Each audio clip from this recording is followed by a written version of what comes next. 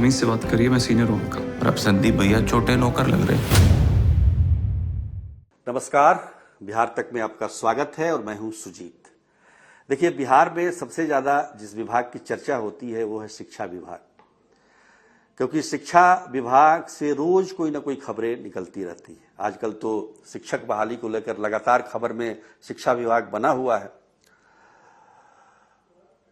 लेकिन शिक्षा विभाग से खबरें निकलती हैं, ज्यादातर उसमें शिक्षा व्यवस्था को दुरुस्त करने की तरफ जो बढ़ाए गए कदम है उसके बारे में आदेश या निर्देश निकलता है। कुछ ऐसे भी निर्देश निकलते हैं जिससे विवाद पैदा होता है, शिक्षकों की में नाराजगी होती है, विपक्षी दलों को एक मौका मिल जाता है सरकार को घेरने का। तो उसी प्रकार की खबरों को लेकर आज फिर हम आपके सामने बैठे हैं। खबर दो हिस्सों में हम बांटते हैं। पहला हिस्सा तो ये है कि सरकार ने एक बड़ा अच्छा काम किया, कदम उठाया है कि अब शिक्षकों को उनकी स्कूल के पास ही आवासीय व्यवस्था मिलेगी। तो सरकार की तरफ से वो आवास उपलब्ध कराया जाएगा।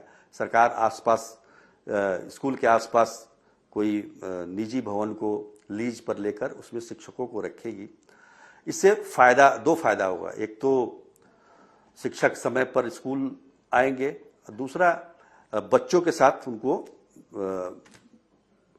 इंटरेक्शन उनका होगा, ज्यादा बढ़ेगा, क्योंकि 10 से 4 जब बच्चे स्कूल में रहते हैं और शिक्षक स्कूल में रहते हैं उतना ही उनका इंटरेक्शन होता है, बाद में वो इंटरेक्शन नहीं होता है। लेकिन अगर वहां पर शिक्षक रहेंगे और उसी गांव के छात्र उस स्कूल में पढ़ते हैं तो कोई डाउट क्लियर हो, बहुत सारी चीजें हैं, वो जाकर गुरुजी से, शिक्षकों से वो डाउट क्लियर कर सकते हैं, उनसे राय ले सकते हैं, उससे पढ़ाई भी बेहतर होगी।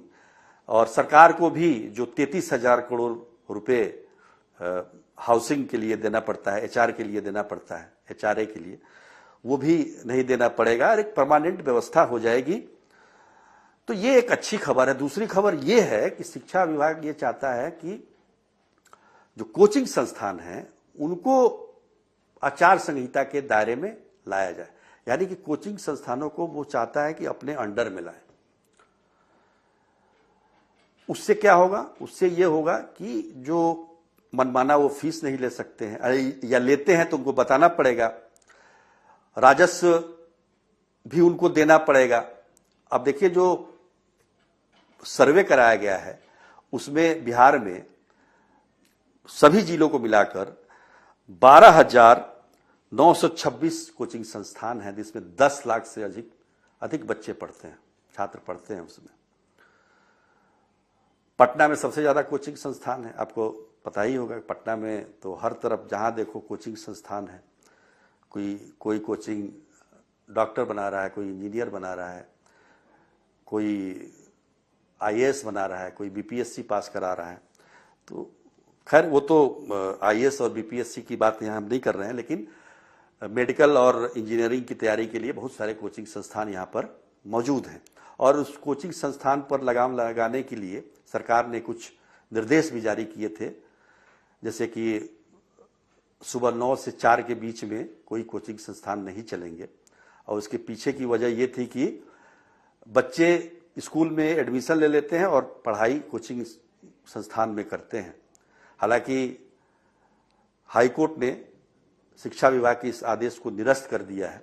इसके बावजूद भी उतनी संख्या में अब छात्र नहीं आते हैं, क्योंकि अब बिहार के स्कूलों में 75% उपस्थिति जो है अनिवार्य कर दी गई है। तो बच्चों को, छात्रों को स्कूल जाना पड़ता है, नहीं तो उनका नाम कट जाएगा। अभी देखिए, 20 लाख से ज्यादा छात्रों के नाम काट दिए गए हैं।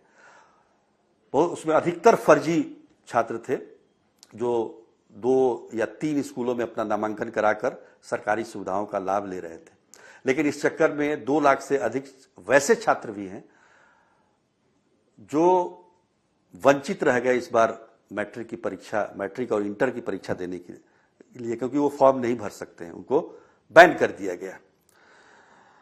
तो कोचिंग संस्थानों को जब आचार संहिता के अंतर्गत सरकार लाएगी तो बहुत सारे उसमें हमने कहा कि उनकी वो देखेगी कि मूलभूत सुविधाएं क्या है, कितने छात्र उसमें पढ़ते हैं, उनकी बैठने की जितनी क्षमता है उससे ज़्यादा छात्र तो नहीं है, फीस कितनी है, टैक्स देते हैं कि नहीं, तो ये तमाम बातें उसमें होगी। खैर ये भी एक अच्छा कदम है, लेकिन मेरे कहने का मतलब ये है कि अगर आप स्कूलों की पढ़ाई, शिक्षा व्यवस्था अच्छी कर देते हैं तो फिर कोचिंग को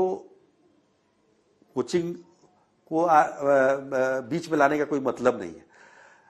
मेरे कहने का मतलब सिर्फ इतना है कि आपका मुख्य जो फोकस है, मेन फोकस जो है वो बिहार के स्कूलों की शिक्षा व्यवस्था को दुरुस्त करना है।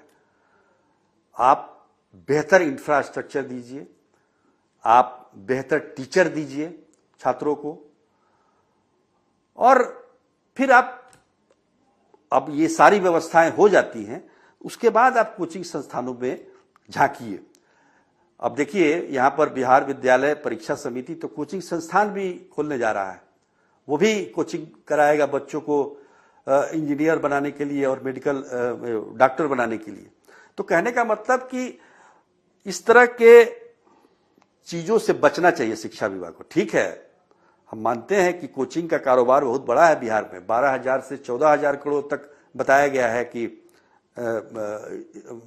इतना बड़ा कारोबार है बिहार में, लेकिन मुख्य जो फोकस है वो स्कूल की व्यवस्था को सुधारने में लगाना चाहिए।